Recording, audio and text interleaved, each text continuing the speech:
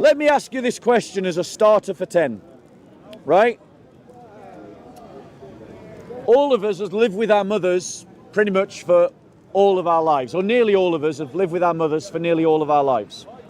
If you were to write down, truthfully, every story that you could accurately remember about your mother, about something she did or something she said, truthfully in your heart, without making up anything, how many individual stories do you think you could remember about your own mother? Have a think, be honest. How many stories do you think you could write down? From birth to no. As many stories as you could possibly remember. Many, over 30. Yeah. Over 30. Probably more when you think about it. Yeah, well, The longer you go on. I'd say about the same. I'd say about maybe around 100 stories of my mother. What about you? Anyone want to go above 100? Right. Now that's important. Remember that your mother is someone you've lived with your entire life. And you can only remember roughly about 100 stories, if you're honest. But, ladies and gentlemen, we are asked to believe by the Muslim community that the Hadith reporters, such as Aisha bint Abu Bakr, Abu Huraira, Abdullah ibn Umar, Anas ibn Malik, and Abdullah ibn Abbas, and Jabir ibn Abdullah, and Abu Sa'id al-Khudri, and Salama, remembered, ladies and gentlemen, thousands of stories about Muhammad. Thousands. Now, ladies and gentlemen, let's be clear about this. If someone said to you that do you believe that it is possible that someone can remember in real time 1,000 individual stories and more about anyone? Not even the alphabet. Nobody can. Now, all of these people were human beings. All of these people were normal human beings, and their hadith reports received no divine protection of any kind. And yet we're supposed to believe, ladies and gentlemen, that they remembered over 1,000 stories about Muhammad. I put it to you that there's only one way that anyone comes up with 1,000 stories about anyone else. They lie. They make things up. They create fictions and tell fictions. Now, ladies and gentlemen, the number of reports that are going back to these characters that I mentioned, when you take away the repetitions, are these. Abu Huraira, up to 1,700. Abdullah ibn Umar, around 1,000. Anas ibn Malik, 1,200. Aisha bint Abu Bakr, 1,200. Abdullah ibn Abbas, 1,100. Jabir ibn Abdullah, 1,000. Abu Sa'id al-Khudri, 800. There's only one realistic way that these people could produce that many stories about Muhammad. They lied. Because human memory doesn't work like that, ladies and gentlemen. If you don't believe me, ask yourself honestly how many stories you could write about your own mother or father. You will not be able to come up with 1,000 stories. 100 if you're really good. Yeah. Furthermore, ladies and gentlemen, Muslims might like to appeal to the idea of good memory. And the reason why they make this appeal is because they'll point out things like there are Muslims that have remembered the entire Quran. And they're right. There are Muslims that have remembered the entire Quran, but the way that they did so is called active memory. It's by repetition, again and again and again and again and again and again and again and again and again and again and again and again and again and again and again and again, and that's how they remember the Quran. That's the same way that the apostles of Jesus remembered the teachings of Jesus, because Jesus repeated them again and again and again and again and again and again, and then he sent the apostles out to repeat those teachings again and again and again and again and again. But, ladies and gentlemen, living memory doesn't work like that. Living memory doesn't work like active memory. Like the black taxi cab drivers who have to learn all the routes of the road before they can get a black taxi cab. Living memory is mostly forgotten. For these people at the source of these stories to have remembered that many stories about Muhammad, they would have had to spend their entire lives remembering their entire lives on every memory again and again and again and again and again. And the suggestion that they actually did that is completely ridiculous. But, ladies and gentlemen, it gets worse. Oh, it gets worse. So, ladies and gentlemen, our earliest Hadith compilations, amongst the Hadith compilations, and I want to invite you to move in a bit, amongst Hadith compilations, the highest Hadith grade that any Hadith can have is called a mutawatir Hadith. A muwatta Hadith. Muwatta. And a muwatta Hadith is considered to be secure because its angle of transmission is multifold. 10 people remembering at every link in the isnad chain. That's why they think it's reliable, ladies and gentlemen. But, ladies and gentlemen, it would interest you to know that less than 400 hadiths are of the grade muwatta. Less than 400. What's that telling you? It's telling you that most of the other hadiths have less than that. If they're sahih, they might have 3 or 5. But most hadiths continue through a chain where there's only one narrator. These are hadiths. Now, this is a problem, ladies and gentlemen. If your earliest sources are suspected of lying, as they are, and we have good reason to think that they were, and as the Shia even accuse Aisha of lying, and as the Sunnis accuse the Shia of lying in their hadiths, in their hadith sources, we have good reasons to question,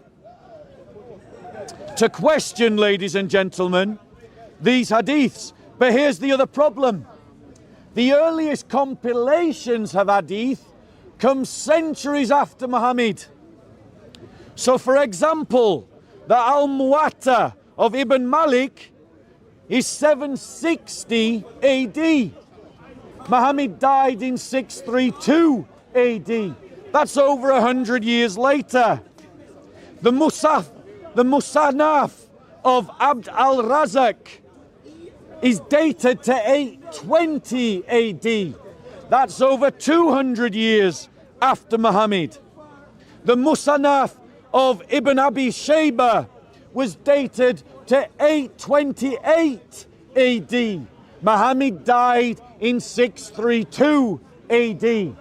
Imagine If we Christians were coming to this park and saying that the Gospel of John was written 200 years after Jesus, what do you think that the Muslims would be telling us? They would be using the late date as a proof of unreliability. Ladies and gentlemen, their hadith collections are all late. The Kitab of Al-Zud is dated to 797 AD, and these are their earliest compilations. The Jami of Mamar ibn Rashid is dated at the latest 785 AD. So the earliest compilations of hadiths are later than the time of Muhammad.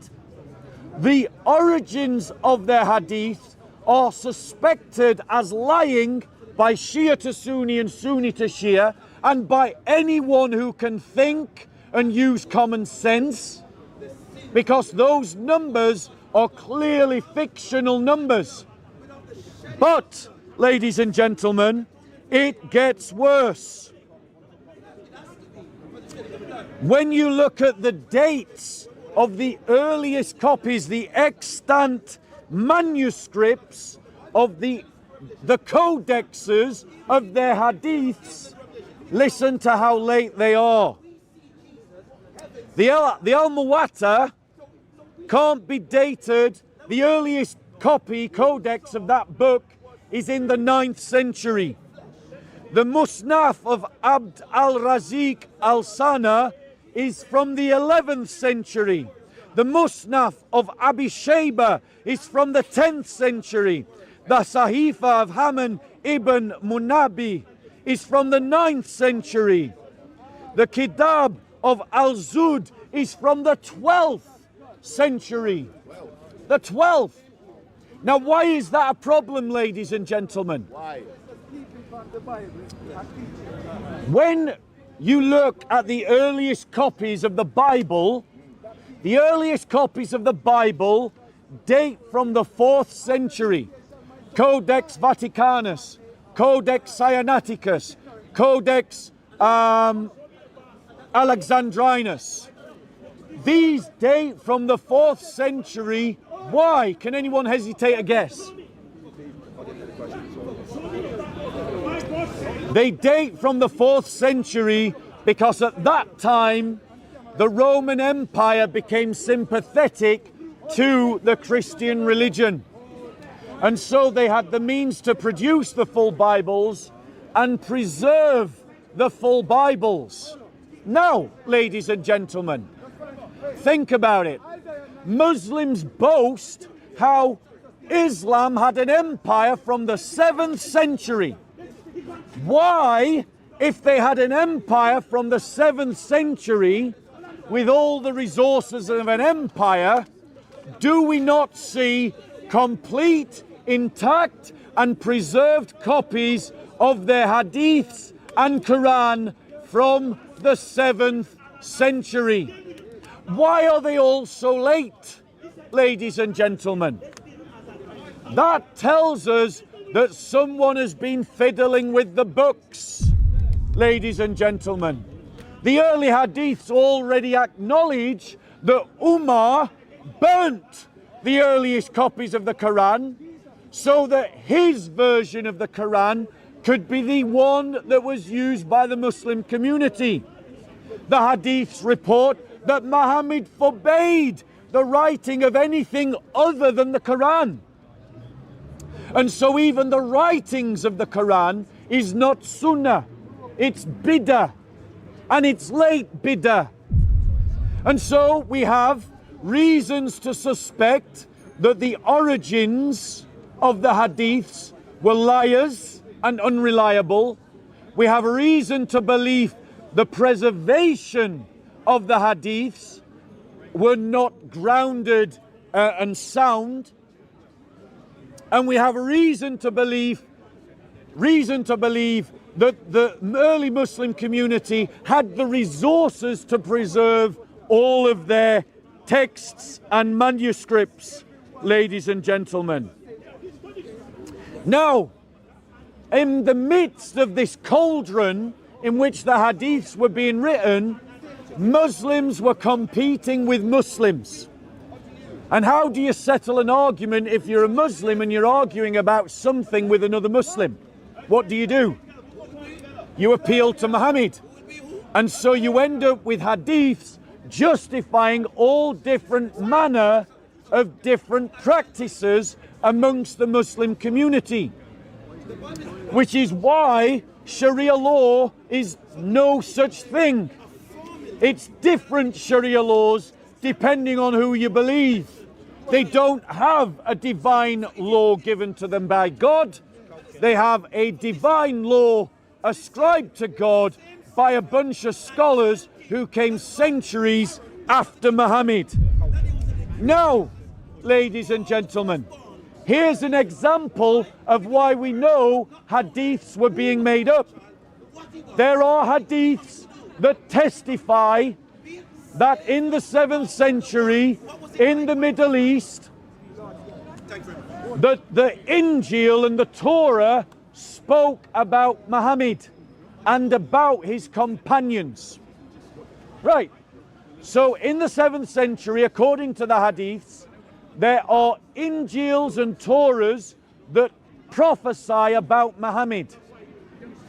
Do you not think, ladies and gentlemen, that the Muslim community might have had every reason to preserve that Injil and that Torah so that they could show it to the Jews and the Christians and go, hey, look, we've got a copy of the original Injil and the original Torah, and it prophesies about Muhammad? Don't you think they would have done that? Bearing in mind that that Injil and Torah was the reason given in hadiths for some people to become Muslim. So don't you think they would have preserved it for other Jews and Christians? So where is it? Why isn't it there? Why isn't there so much as a scrap of evidence that it exists? I'll tell you why. Because it never existed and the hadith was made up. The hadith is a lie. And those hadiths, whoever they go back to, was also lying, ladies and gentlemen. Furthermore, ladies and gentlemen, here's another proof that the hadiths were being made up. Here's another proof as to why hadiths were being made up. So if you look at the call to prayer, the Adhan, which, by the way, amplified Adhans should be illegal across Europe. But, ladies and gentlemen, I'll just give you an example of the hadiths that talk about other scriptures. Musnad Ahmed Hadith 22964 says this: the qualities of the Prophet Muhammad and his followers in the Torah include: they humble themselves when they pray, they safeguard others' wealth, they fast and give to charity, they stand in prayer at night, and they love and serve others. The hadiths are saying that the Torah speaks about Muhammad's companions. Why didn't the Muslims preserve that Torah? The reason why they didn't preserve it is because it never existed, and Musnad Ahmed is reporting a fabricated hadith. Here's another one, ladies and gentlemen. In Sunad al-Darimi Hadith 2583, the messenger of Allah is described in the Torah with the qualities of bringing people together, having a gentle disposition, and being compassionate and forgiving. The hadiths are saying the Torah describes Muhammad.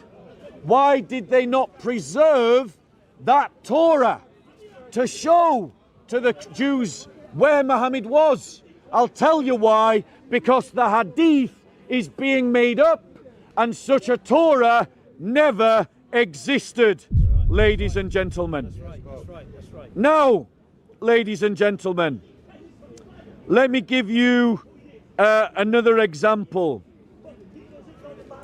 In the Adhan, the Sunnis and the Shia have different Adhans. They don't have the same Adhan. But the split between the Sunni and the Shia comes after Muhammad's death. But, ladies and gentlemen, the Adhan was given when Muhammad was alive. So, ladies and gentlemen, if it was given when Muhammad was alive, why do the Sunni and the Shia have different Adhan? I'll give you some examples of the Adhans and their differences. The phrase, and I'm going to butcher the Arabic, so if you're an Arabic speaker, I apologize, but the phrase, Ashhadu anna aliyan waliyu Allah, is not included in the Sunni Adhan, but it is included in the Shia Adhan. The phrase Allahu Akbar with a fourfold repetition is included in the Sunni Adhan and the Shia Adhan. But the phrase Hayya Allah Kara al-Mal is not included in the Sunni Adhan, but is included in the Shia Adhan. The words As-salatu khairun min an-nawm is included in the Sunni Adhan, but not the Shia Adhan. The reason for these differences is because the Sunnis and the Shias are using different hadiths. And the reason why they're using different hadiths is because the Shias are saying that the sources of the Sunni hadith were liars and were untrustworthy. And the Sunnis are doing the same to the Shia. So we have good reasons as Christians to doubt the hadiths, to doubt the reliability of the hadiths. I'll finally conclude with one more example. There's one hadith in Sahih al-Bukhari that talks about an examination given by a Roman emperor. I think it was Herodotus or Herodotus maybe, to Arabs who knew Muhammad. He was a contemporaneous emperor to Muhammad. And in that hadith, it makes the mistake of describing private correspondence of the emperor to a friend. How could anyone in the Isnad chain have discovered the private correspondence and the private musings of an emperor in his own room? It's clearly a false hadith that was made up to disillusion Christians who in the 8th and 9th century found themselves under a Roman emperor, under an Islamic caliphate, having been Roman citizens. The idea of the hadith is to go, look, even your past emperors, your past great emperor wanted to become a Muslim, because in this hadith, this emperor decides that he wants to be a Muslim. But ladies and gentlemen, that hadith, as well as being ridiculous for saying that an emperor, a Roman emperor, wanted to become a Muslim, talks about private correspondence of the emperor. How could anyone even in an Isnad chain have gained access to that information? It was clearly a lie. Someone in the Isnad chain made it up, and it is now considered Sahih.